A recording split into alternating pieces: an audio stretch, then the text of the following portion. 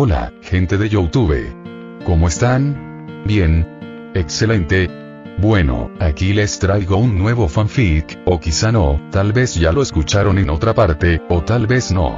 El link del fanfic estará en la descripción, así que vayan y apoyen al creador para que se anime a sacar más capítulos. Bueno, ya los dejo con el fanfic. Así que nos vemos en el próximo video, cuídense mucho y que Dios los bendiga con mucho dinero. Y si no quieren dinero, entonces con muchos bebés.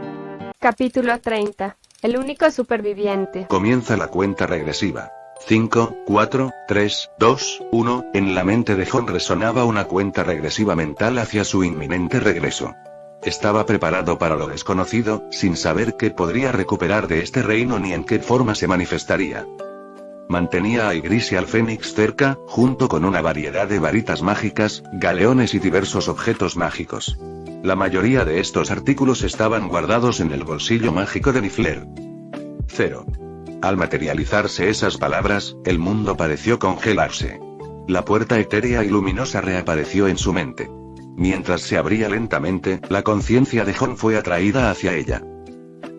En una modesta casa alquilada en Cranberry Street, Brooklyn, una niña de 11 años con cabello castaño estaba sentada, absorta en los dibujos animados que veía en el televisor. Su piel pálida y sus rasgos faciales distintivos eran idénticos a los de Jon.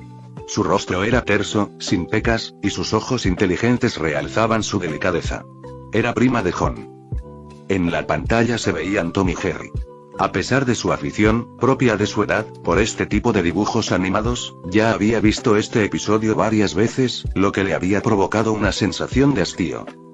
Cambió de canal y sintonizó primero un partido de fútbol y luego un canal de noticias. Justo cuando iba a cambiar de canal otra vez, el noticiero captó su atención. Se inclinó hacia adelante, con la mirada fija en la televisión. Las labores de rescate están en marcha mientras algunos vagones continúan ardiendo. El número de víctimas aún no se ha determinado. Creemos que el incidente en la línea 7 del metro fue consecuencia de un ataque terrorista. La noticia la dejó inquieta. Se dirigió al refrigerador de la sala, donde había un horario. Una anotación decía: Jon tomó el metro número 7 para su entrevista de hoy. Sintiéndose débil, se apoyó contra la puerta del refrigerador, respirando con dificultad y con jadeos cortos. Al sonido de una llave girando en la cerradura le siguieron pasos apresurados. Una mujer de unos 20 años, con el rostro marcado por el pánico, entró corriendo. Era la hermana mayor de la niña. Al ver a su hermana apoyada contra el refrigerador, corrió hacia ella, secándose las lágrimas. «Ayla», exclamó, «vámonos. Vayamos a ver a Jon». Una furgoneta negra las esperaba abajo. Una vez dentro, le indicó a su hermana que se sentara en el asiento trasero, donde estaba sentado un joven con el pelo rubio y rizado. Tras abrocharse el cinturón de seguridad, le dijo al hombre: «Vámonos». Jon abrió lentamente los ojos y se encontró en una cama de hospital estéril, con el aire impregnado del olor a desinfectantes. Se incorporó lentamente y vio a un hombre gravemente herido en una cama cercana. Los médicos movían a su alrededor con semblante sombrío. Uno de los médicos, al percatarse de que Jon estaba despierto, se le acercó. «Soy el Dr. Brown, y este es el Hospital Central. Usted ha estado involucrado en un grave ataque terrorista». Mientras hablaba, alumbró con una pequeña linterna el rostro de Jon. Jon se estremeció, pero el médico le indicó que se quedara quieto. Tras la exploración, el médico preguntó: «¿Cómo se siente ahora?». Jon respondió: «Se siente como un sueño». «¿Un sueño?», preguntó el médico con tono serio. «No, quiero decir, estoy bien», se corrigió Jon rápidamente. En realidad, su reciente viaje al mundo de Harry Potter sí que había parecido un sueño. Se dio cuenta de que ninguna de sus pertenencias mágicas, incluidas las criaturas mágicas como el dragón, el Nifler, el mal furtivo y el Fénix, habían regresado con él. ¿Será que los objetos y criaturas del universo de Harry Potter no pueden regresar?, reflexionó Jon. A pesar de esto, no se desanimó del todo. Aún conservaba el poder del jinete fantasma y algunos conocimientos de magia. El médico, satisfecho con la respuesta de Jon, comenzó a hacerle una serie de preguntas. ¿Tiene dolor de cabeza, náuseas, palpitaciones o cualquier otro síntoma?, preguntó. No, respondió Jon con sinceridad, y luego añadió: Bueno, tal vez un poco. ¿Siente algún dolor en el cuerpo? Continuó el médico. Sí, me duelen los brazos y el pecho. Mintió Jon, queriendo que su historia resultara creíble. Sería inverosímil que una persona común y corriente sobreviviera a la explosión de un tren sin sufrir ni una sola herida. El médico anotó sus respuestas y luego preguntó: ¿en qué parte del vagón se encontraba usted? Jon pensó un momento y luego respondió: en la primera fila del primer vagón del tren. ¿Izquierda o derecha?, preguntó el médico. A la izquierda. Mintió Jon de nuevo. Había estado a la derecha, cerca de la bomba. En esa posición, le sería imposible salir ileso. ¿Viajaba con algún familiar?, preguntó el médico. Jon negó con la cabeza. No, viajaba solo a una entrevista. El doctor guardó silencio, mirando a Jon con una expresión extraña. El metro en el que viajaba sufrió un atentado terrorista. La explosión ocurrió en tu vagón, y tú, eres el único pasajero superviviente. Dijo en voz baja. Señaló al paciente que yacía en la cama cercana. Ese hombre iba en el vagón que estaba detrás del suyo. Tiene el cráneo fracturado, múltiples fracturas abiertas y quemaduras graves. Además, era el único pasajero que sobrevivió en su vagón. Jon tragó saliva con dificultad, dándose cuenta de lo insignificantes que eran sus mentiras ante esta realidad. Era el único superviviente de su vagón y estaba ileso. Esto resultaba muy sospechoso. Se preguntaba si esto llamaría la atención de S.H.I.E.L.D. Recordaba que Nick Fury, el actual director de S.H.I.E.L.D., ya debería estar preparando el plan de los Vengadores. No, esto fue solo un accidente. No debería alarmar a S.H.I.E.L.D. Ahora deberían centrarse en Iron Man y Hulk. Se tranquilizó Jon. Tras su conversación con el médico, Jon salió de la sala de urgencias. El pasillo del hospital estaba abarrotado, y cuando Jon salió, todas las miradas se posaron en él. Eran los familiares de las víctimas, con el rostro ensombrecido al darse cuenta de que Jon no era su ser querido. Jon. Al oír su nombre, Jon se giró y vio a un hombre y una mujer de 20 y tantos años, y a una adolescente. Eran su prima Annie, su novio Chris y su prima Ayla, que vivía con él en Nueva York. Eran la única familia de Jon. Capítulo 31. Phil Coulson. Al ver a Jon, su prima Ayla se abalanzó sobre él y se lanzó a sus brazos, seguida de cerca por Annie y Chris. Dios mío, ¿estás herido en alguna parte? Los ojos de Annie recorrieron a Jon con ansiedad. Haciéndose eco de su preocupación, Chris intervino. Oye, estás bien, ¿verdad, amigo? Estoy perfectamente bien, les aseguró Jon. Annie Vinson, prima de Jon, era dueña de una tienda de conveniencia en el centro de Nueva York. El principal ingreso de su familia provenía de esta tienda, complementado por los ingresos esporádicos de Jon al utilizar sus habilidades de formación técnica para realizar reparaciones. Sin embargo, la inestabilidad de estos ingresos lo llevó a buscar trabajo en una empresa. Chris, por otro lado, era el carismático vocalista de una banda. Sus ingresos eran considerables, pero su relación con Annie aún estaba en sus inicios. Todavía no era oficialmente parte de la familia, pero dada la trayectoria actual, parecía inevitable. Sin embargo, debido a la inestabilidad de su vida musical y al deseo de Annie de que Jon consiguiera un empleo estable antes de plantearse el matrimonio, su unión quedó en suspenso. «Hombre, eres increíble», exclamó Chris, mirando a Jon con una mezcla de incredulidad y admiración. «He oído que fuiste el único superviviente de tu vagón». «Chris», interrumpió Annie bruscamente, con la voz apenas audible.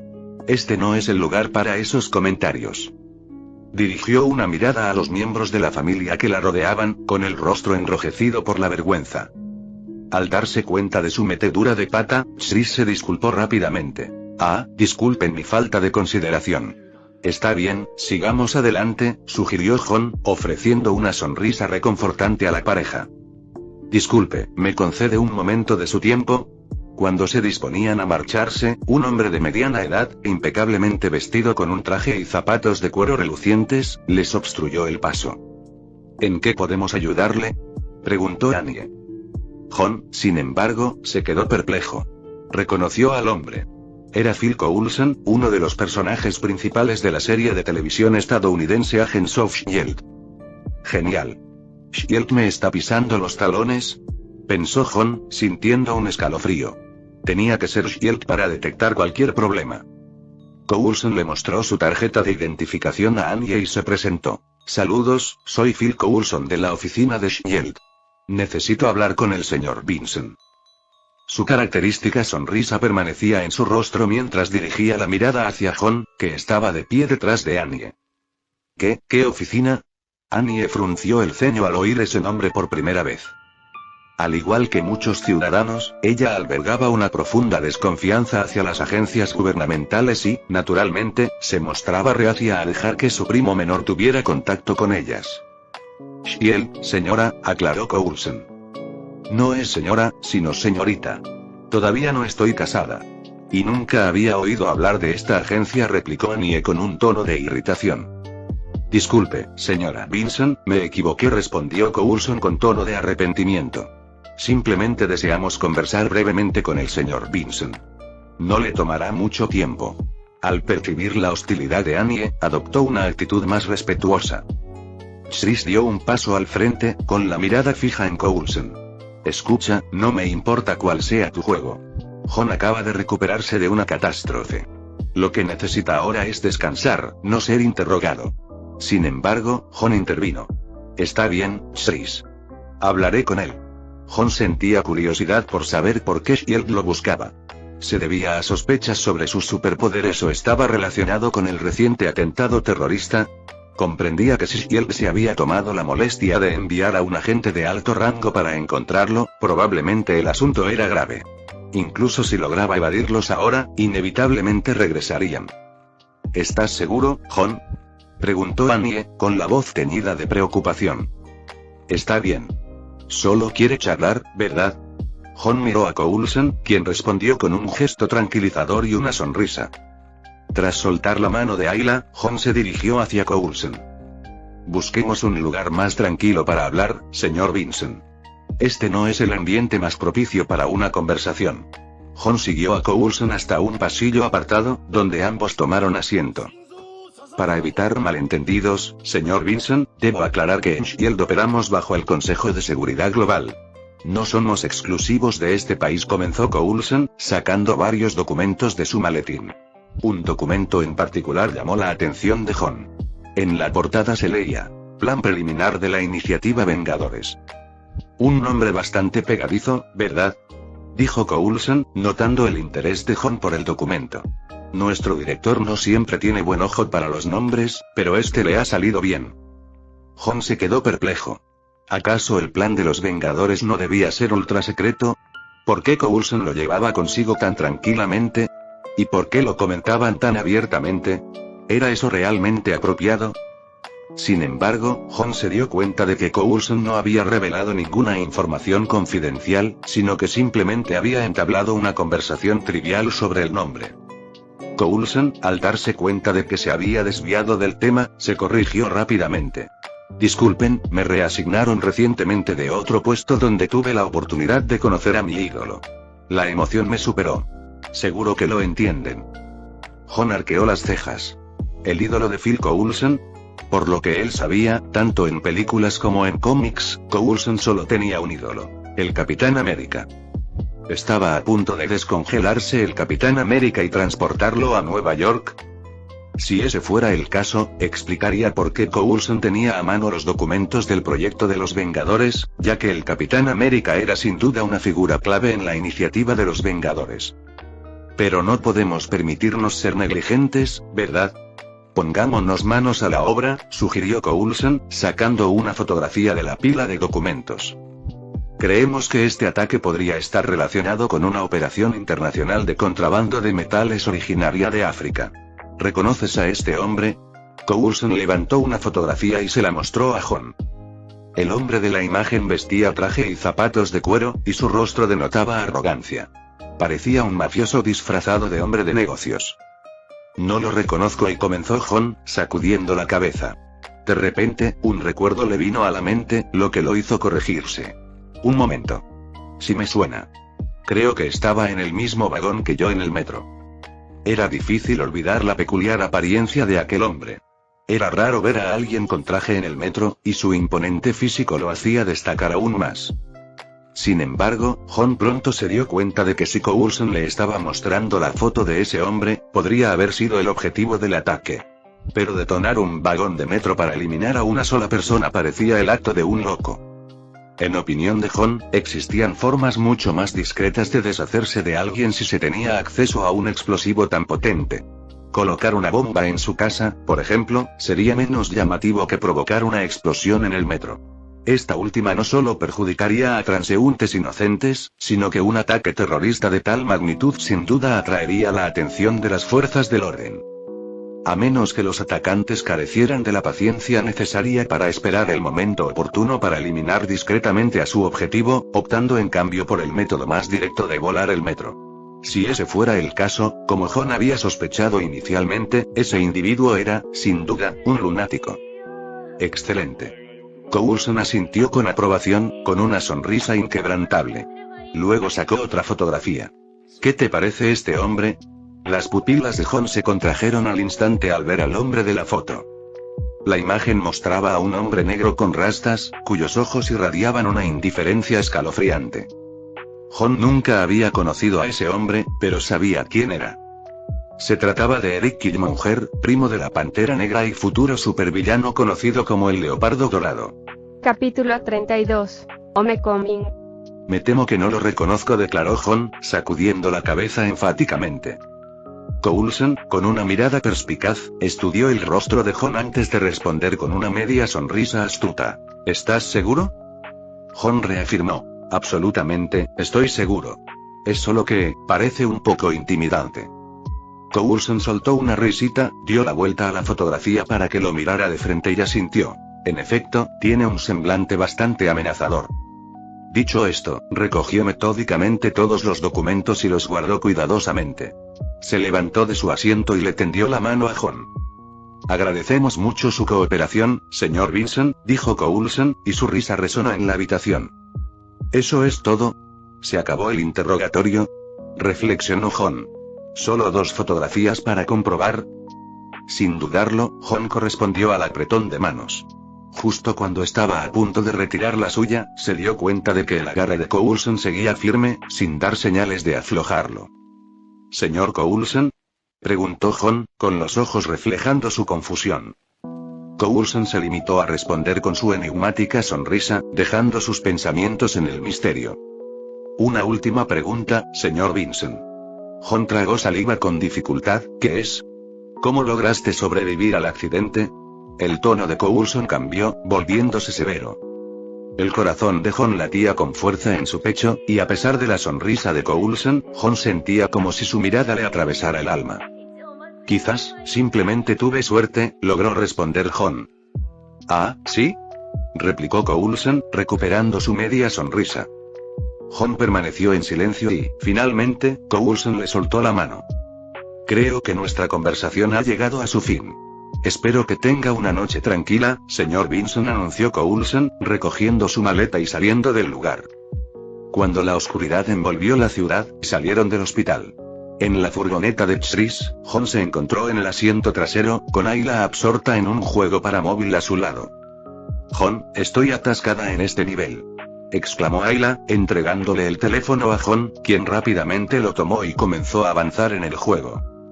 ¿Qué te dijo ese hombre?, preguntó Annie, sentada en primera fila. Nada del otro mundo, solo buscaba información sobre el ataque, respondió John. Dado que soy el único superviviente, supongo que soy el único al que podían interrogar. Dios mío. La voz de Annie tembló ligeramente, aún asimilando la gravedad de la situación. Pensar que su prima fuera la única superviviente del accidente de coche le producía una mezcla de alivio y preocupación. John, deberías quedarte en casa y descansar unos días. Nada de salidas, aconsejó Annie, con un tono de preocupación en la voz. Annie, no hay necesidad de eso, interrumpió Chris desde el asiento del conductor. John es un tipo duro. Estoy bien, Annie, de verdad. Solo necesito dormir bien, la tranquilizó John, con un toque de exasperación en la voz. Exacto, asintió Chris, dedicándole una sonrisa a John. Y oye, si te apetece divertirte, avísame. Te puedo hacer pasar un buen rato. Chris, llévanos a casa, replicó Annie. ¿Y has olvidado lo que dijo el médico? Necesita descansar. John, perdiste. La voz de Ayla interrumpió la conversación, con la mirada acusadora mientras miraba a Jon.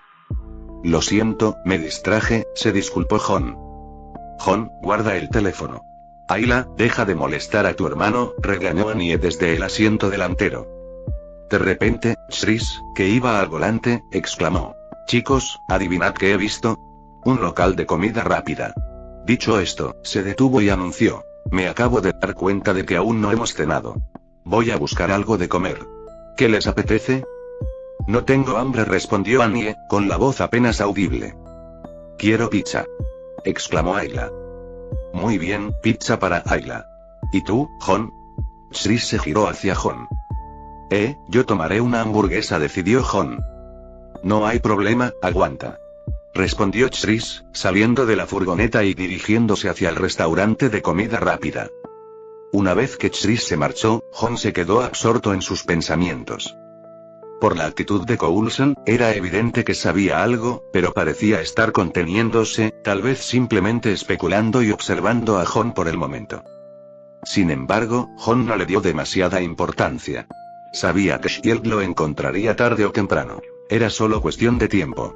La inminente batalla de Nueva York, la primera reunión de los Vengadores, era una ocasión propicia. Como Ghost Rider, Jon probablemente participaría, y Nick Fury sin duda lo invitaría. Lo que más le preocupaba era el ataque. Según su conversación con Coulson, parecía probable que Eric el Leopardo estuviera detrás del acto terrorista. Si la intuición de Jon era correcta, y la operación internacional de contrabando de metales vinculada a Eric había llamado la atención de Shield, entonces era muy probable que el metal contrabandeado fuera oro africano. Jon había reconstruido mentalmente un escenario plausible. Podría tratarse de un caso sacado directamente de una película de Black Panther. Ulysses Claue, el contrabandista, había enviado a su asistente a buscar al ladrón que le había robado el oro. El matón trajeado de la foto de Coulson probablemente era el ladrón, que casualmente se encontraba en el metro de Jon. Eric simplemente había decidido volar el metro por los aires. En esencia, Jon y los demás pasajeros del metro fueron víctimas inocentes. Si no hubiera sido por la intervención del Ghost Rider, Jon probablemente habría muerto. Por supuesto, todo esto era una conjetura por parte de Jon. La verdad podría ser mucho más compleja. ¿Qué te preocupa, Jon? La suave voz de Annie interrumpió sus pensamientos. Nada en especial, respondió Jon. No le des demasiadas vueltas a las cosas. Descansa cuando lleguemos a casa, aconsejó Annie con voz preocupada. Ya estoy de vuelta, chicos, anunció Chris, entrando con una caja de pizza y 2 grandes bolsas de comida. ¿No acabamos de pedir una pizza y unas hamburguesas? ¿Te has pedido todo esto para ti sola?, preguntó Annie, frunciendo el ceño. ¿Estás bromeando, Annie?, replicó Chris con indiferencia. Solo pizza y hamburguesas no bastarán, sobre todo ahora que Ayla sigue creciendo. ¿Cómo se supone que va a crecer sana comiendo esta basura?, suspiró Annie con exasperación. Sin inmutarse, Chris comenzó a distribuir la comida, pasando una bolsa al asiento trasero. Aquí tienen sus hamburguesas y pizza. Una vez de vuelta en el asiento del conductor, les repartió 2 botellas de refresco a Ayla y Jon, seguidas de un gran cubo de pollo frito. Toma, come un poco de esto, hombre. Annie observó cómo Chris seguía alimentando a su familia con comida basura, sacudiendo la cabeza con resignación. Hablaremos luego, Chris. Capítulo 33. El Emporio Universal. Al regresar a casa, Chris y Annie se despidieron con ternura y un suave beso. Aún no habían decidido si vivirían juntos.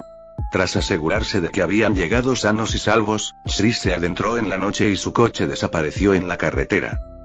Era tarde y reinaba un silencio absoluto en la casa.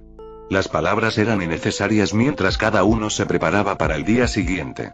Annie tenía que atender su tienda de conveniencia, Ayla tenía que ir a la escuela y Jon, aún inmerso en la búsqueda de empleo, podía permitirse el lujo de dormir hasta tarde todo el día.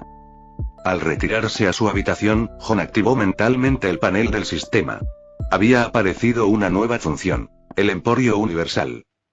Ya había notado esta adición antes, pero el caos de despertar en un hospital y lidiar con Coulson le había impedido investigarla más a fondo. No estaba seguro de las consecuencias de abrir ese panel en presencia de otros. Si requería entrar en un espacio específico, podría revelar su secreto. Antes de adentrarse en lo desconocido, decidió revisar su expediente de conciliación, que detallaba sus logros en el mundo de Harry Potter. Tarea principal: eliminar por completo a Voldemort. Completada, recibe 1200 puntos de recompensa. Misión secundaria: elimina al menos a 3 mortífagos. Completada, recibe 800 puntos de recompensa. Misión secundaria: explora Hogwarts. Completada, recibe 500 puntos de recompensa. Misión secundaria: rescatar al verdadero Alastor Moody. Completada, recibe 500 puntos de recompensa. Misión secundaria: ayuda a Harry Potter a ganar el torneo de los 3 magos. Completada, recibe 800 puntos de recompensa adicional. Toma tu primera montura y recibe 500 puntos de recompensa. Elimina de 28 mortífagos adicionales y recibe 1400 puntos de recompensa. Puntos de recompensa totales del universo de Harry Potter: 5700. Estos puntos de recompensa deben ser para usar en el Emporio Universal. Reflexionó Jon, antes de abrir mentalmente el escaparate de la tienda. Al hacer clic, apareció un nuevo panel con un único icono. Además, en la esquina inferior izquierda del panel se encontraba un botón triangular. Al pulsar el botón, Jon descubrió un sinfín de objetos que le llenaron de sorpresa y alegría. ¿Son estos los objetos que adquirí en el universo de Harry Potter?, exclamó Jon. Entre los objetos se encontraban la varita de Sauco que había recibido de Dumbledore, su montura dragón y gris, un fénix, el mal furtivo y un Niffler. ¿Significa esto que se pueden almacenar seres vivos en el emporio del sistema?, reflexionó Jon. Sin embargo, notó que no todos los objetos habían sido devueltos. Faltaban las hierbas medicinales, el oro y la plata que había tomado de la bóveda de Bellatrix. Lo más lamentable fue la ausencia de los dementores que había domesticado. A pesar de su falta de poder destructivo, eran más prácticos en combate que el dragón. ¿Significa esto que solo se pueden traer de vuelta objetos únicos como varitas mágicas y criaturas mágicas domesticadas?, se preguntó Jon en voz alta. A pesar de las cosas que faltaban, Jon no se desanimó. Al principio, había pensado que no podría recuperar nada. El hecho de haber podido conservar algunos objetos importantes fue una grata sorpresa. Luego, centró su atención en el único icono, etiquetado como Harry Potter. Al hacer clic con cierta desconfianza, apareció una nueva página llena de objetos del mundo de Harry Potter. Varitas mágicas, escobas voladoras, hierbas mágicas, libros de magia e incluso diversas criaturas mágicas estaban a la venta. Incluso divisó la piedra filosofal entre las gemas mágicas. Su suposición era correcta. Los puntos de penalización que había acumulado en el universo de Harry Potter podían usarse para comprar artículos en el Emporio Universal. A pesar de su poder actual, los artículos de la tienda podrían resultarle invaluables. Por ejemplo, podría usar sus puntos para comprar criaturas mágicas del universo de Harry Potter y abrir un zoológico mágico en Nueva York. Las ganancias potenciales eran asombrosas. Sin embargo, su entusiasmo duró poco al echar un vistazo a los precios. La mayoría de las criaturas mágicas requerían miles de puntos de recompensa, una suma que en ese momento no podía permitirse. Se percató de que muchas de las hierbas medicinales tenían un precio razonable. Podría comprarlas y preparar pociones utilizando los conocimientos que había adquirido de los mortífagos. Sin embargo, abrir una farmacia mágica revelaría sus superpoderes al mundo, un paso que no estaba dispuesto a dar. ¿Significa esto que cada vez que visite un universo diferente, el Emporio Universal se actualizará con artículos de ese mundo?, reflexionó Jon. Acababa de completar el universo de Harry Potter, así que podía comprar artículos y conocimientos de ese mundo a través de la tienda. Sin embargo, solo podía imaginar lo caros que serían esos artículos. Ya basta por ahora. Necesito dormir, murmuró Jon, decidiendo dejar de pensar en ello por la noche. Al día siguiente, Jon se despertó con el sol de la tarde entrando por la ventana. Una nota de Annie, pegada a la puerta del refrigerador, le llamó la atención. Era un mensaje sencillo que le informaba que había preparado comida para que la calentara. Annie había previsto la falta de iniciativa culinaria de Holly, con mucha previsión, había preparado una comida con antelación. Mientras calentaba la comida, su teléfono vibró con un nuevo mensaje. Era de Annie. Prepárense para el espectáculo musical de Chris esta noche. Jon no pudo evitar sonreír mientras cogía el teléfono para responder. ¿Y qué hay de Ayla? Por lo que recordaba, la banda de Chris solía tocar en bares, un lugar poco apropiado para su primo menor de edad. La respuesta de Annie fue inmediata. No es en un bar, es en Times Square. Su banda consiguió esta increíble oportunidad. El concierto empieza a las 19:30. Recoge a Ayla del colegio y vete directamente allí. Times Square. Chris debió haber movido montañas para conseguir ese lugar. Murmuró Jon para sí mismo. En su opinión, la banda de Chris, Diamond, tenía una base de fans leales, pero seguían siendo un pez pequeño en un estanque grande. Su negativa a firmar con ninguna compañía discográfica había frenado su publicidad y crecimiento. La postura de Chris era clara. Me niego a ser una marioneta de los capitalistas. Si bien el país estaba dominado en gran medida por magnates capitalistas, desafiar el sistema era una tarea ardua para personas como Chris. Sin embargo, el estilo rebelde y único de Diamond Band caló hondo en muchos. A pesar de su independencia, lograron acumular un gran número de seguidores a lo largo de los años. Tras la comida, Jon recogió la mesa y se sumió en profundas reflexiones sobre su futuro. En ese momento, no estaba preparado para revelar sus extraordinarias habilidades. Valoraba la tranquilidad de su vida actual y quería preservar ese secreto el mayor tiempo posible. Sin embargo, su situación actual era la de un vagabundo. Si bien ocasionalmente podía usar sus habilidades mágicas para ayudar a otros con reparaciones y ganar algo de dinero, dependía en gran medida de Annie. No quería ser una carga. Anhelaba contribuir a la familia. Esta era la principal motivación para su búsqueda de empleo. Tras reflexionar, se dio cuenta de que sus circunstancias particulares se adaptaban mejor al trabajo por cuenta propia que a un puesto corporativo tradicional. Trabajar de forma independiente le permitiría mantener su identidad secreta con mayor eficacia. Se maravillaba de cómo los superhéroes lograban compaginar sus dos vidas. Una idea comenzó a tomar forma en su mente. ¿Por qué no montar mi propio taller de reparaciones?, se preguntó. Era una idea sencilla, pero le abrió un sinfín de posibilidades.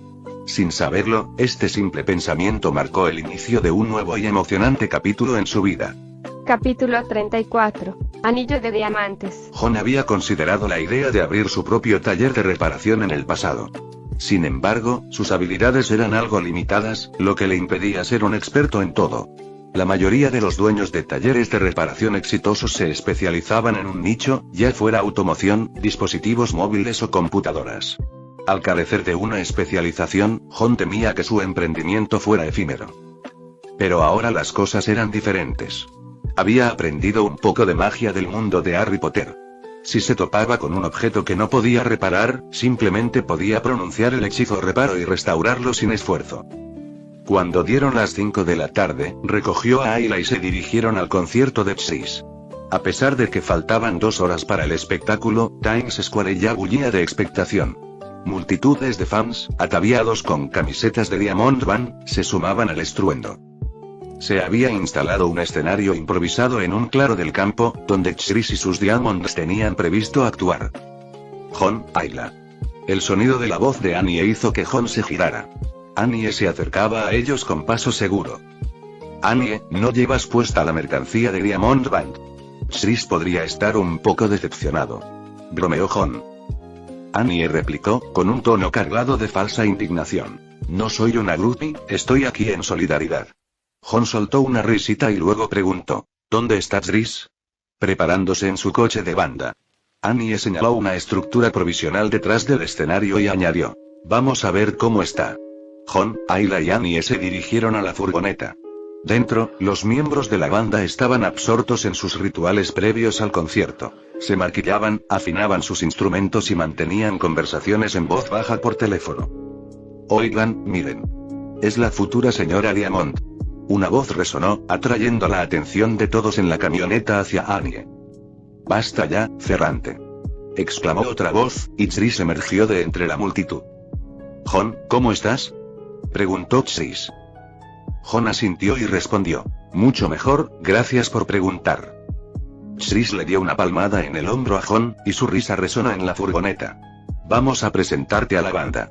El listillo de antes es Ferrante, nuestro guitarrista. Ferrante, que estaba ocupado afinando su guitarra, saludó amistosamente a Jon con un gesto de cabeza. Hola, colega. Chris señaló entonces a un hombre corpulento. Y este es nuestro baterista, Alberton. Alberton simplemente asintió con la cabeza a Jon, con la mirada perdida en otra parte.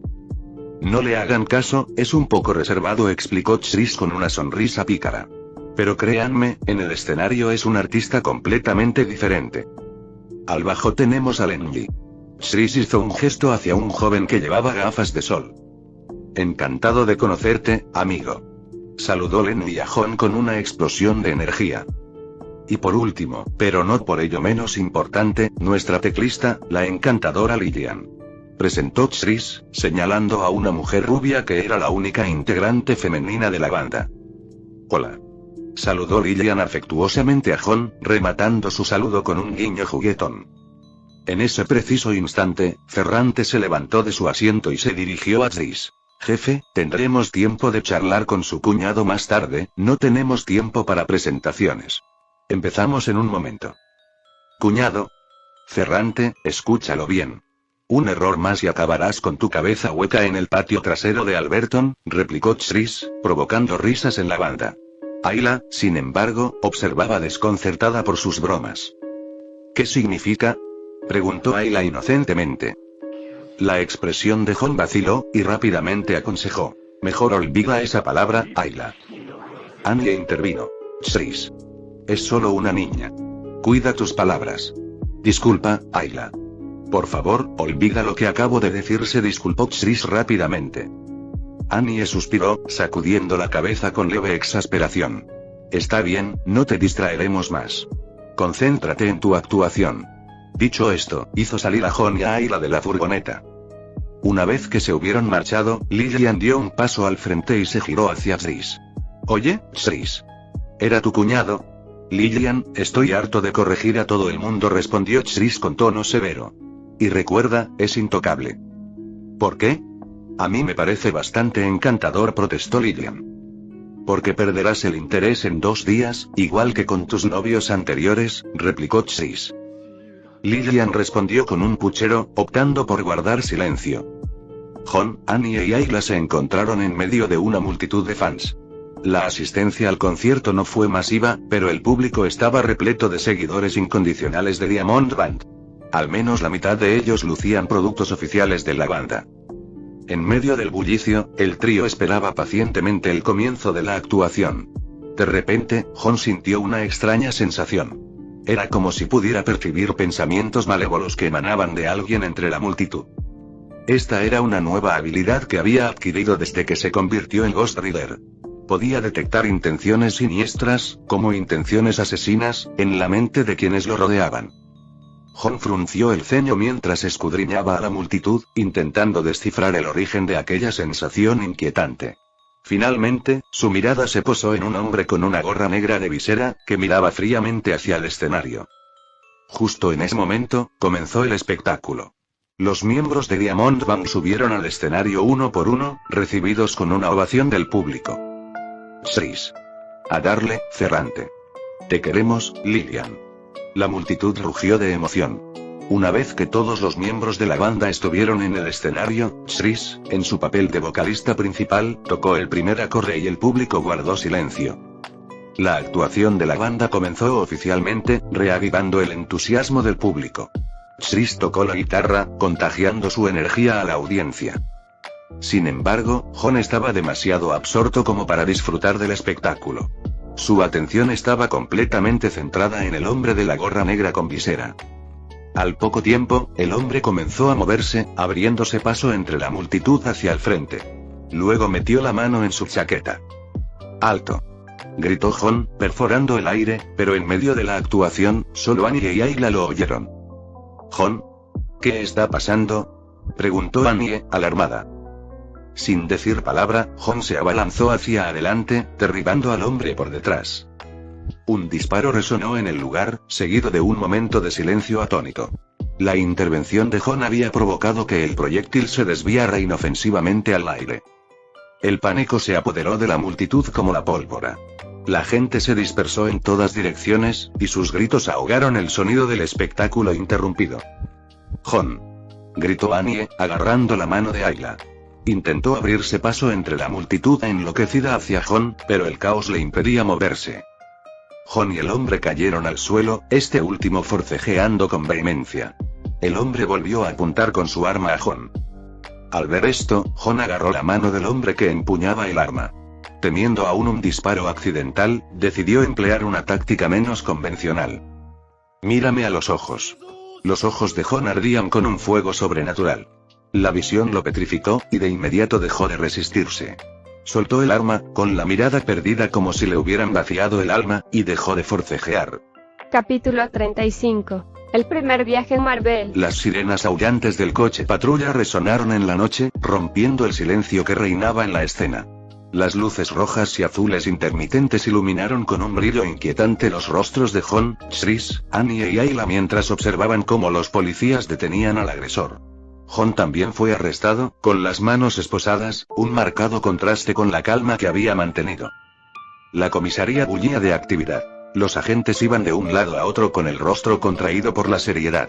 Los 4 fueron conducidos a habitaciones separadas, donde sus testimonios fueron registrados durante varias horas agotadoras.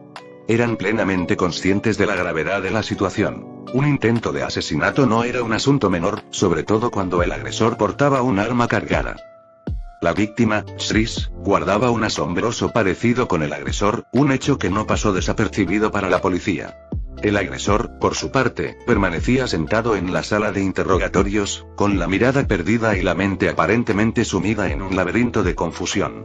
Su incapacidad para responder a las preguntas no hizo sino aumentar el misterio que rodeaba el incidente. Los policías desconfiaban de Jon y lo interrogaban con severidad. Sin embargo, Jon mantuvo su inocencia, con una calma imperturbable. Annie y Tris lo respaldaron, describiéndolo como un ciudadano honesto y respetuoso de la ley. Los testigos corroboraron sus declaraciones, afirmando haber visto a Jon simplemente someter al atacante. Sin embargo, la verdad era mucho más compleja. Jon había usado la mirada de penitencia contra el agresor, un poder que poseía en su forma humana.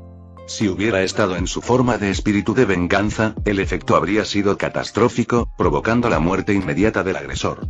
Jon había optado por esta estrategia por temor a que el arma se disparara, pero en retrospectiva, sintió remordimiento. Podría haber usado magia para aturdir al agresor, evitando así el caos resultante. A pesar de sus sospechas, la policía no pudo encontrar ninguna prueba contra Jon. No les quedó más remedio que dejarlo en libertad, aunque seguían teniendo dudas. El caso finalmente se cerró, dejando tras de sí un sinfín de interrogantes sin respuesta. Al salir de la comisaría, la tensión que los había estado agonizando se disipó poco a poco. Subieron al coche de Tris, y el silencio del vehículo se rompió con su voz. «Vaya, me salvaste la vida hoy, colega», dijo, con un ligero tono de temor. Jon se encogió de hombros, con una respuesta despreocupada. «No es nada, tú harías lo mismo». Tris soltó una carcajada ante las palabras de Jon, y su risa resonó en el interior del coche. «Jajaja. Tienes razón», exclamó, con los ojos brillando de diversión. Se giró hacia Jon con expresión seria. «¿Qué te parece? La banda va a tocar esta noche en el bar de billar.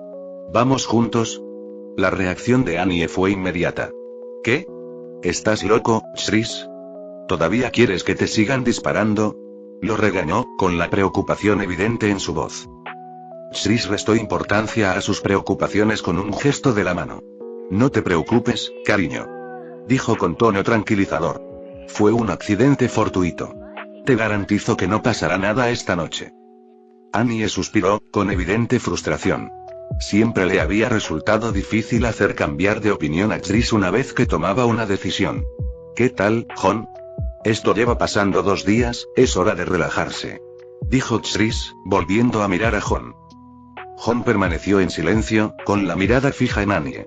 Ella se encogió de hombros, con voz despreocupada. «Vete si quieres, no me mires, solo recuerda volver temprano», dijo con resignación.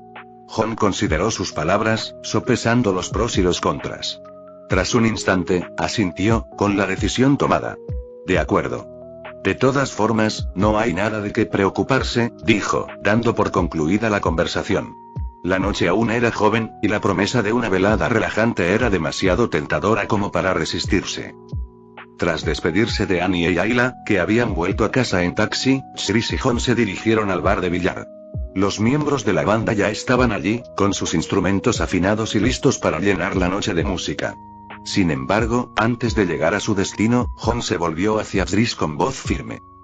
¿Puedes olvidarte, amigo?, preguntó, con la mirada fija en la carretera. El rostro de Dries se llenó de preocupación al instante. ¿Estás bien?, preguntó, escudriñando a Jon en busca de cualquier señal de malestar. Hay un hospital cerca. ¿Quieres que vayamos? Jon negó con la cabeza, con una leve sonrisa en los labios. Solo quiero dar un paseo, amigo. Sabes que he pasado por mucho estos últimos días. Te alcanzaré dentro de un rato. Adelántate, dijo con tono tranquilizador. Dries suspiró, su preocupación reemplazada por la comprensión. Claro. Como quieras, amigo. ¿Ves el bar ahí y tienes mi número? Así que si necesitas algo, llámame, dijo con voz preocupada. Observó cómo Jon salía del coche, su figura desapareciendo en la noche. Jon estaba solo en la calle desierta, con los ojos ardiendo de una determinación ardiente. Una sonrisa burlona se dibujó en su rostro mientras murmuraba: «Te encontré». Jon había ocultado información crucial a la policía. El hombre que intentó asesinar a Dries no estaba solo. Desde el momento en que Jon percibió los pensamientos perversos del atacante, también sintió la presencia de otro hombre, acechando en las sombras, observando la escena.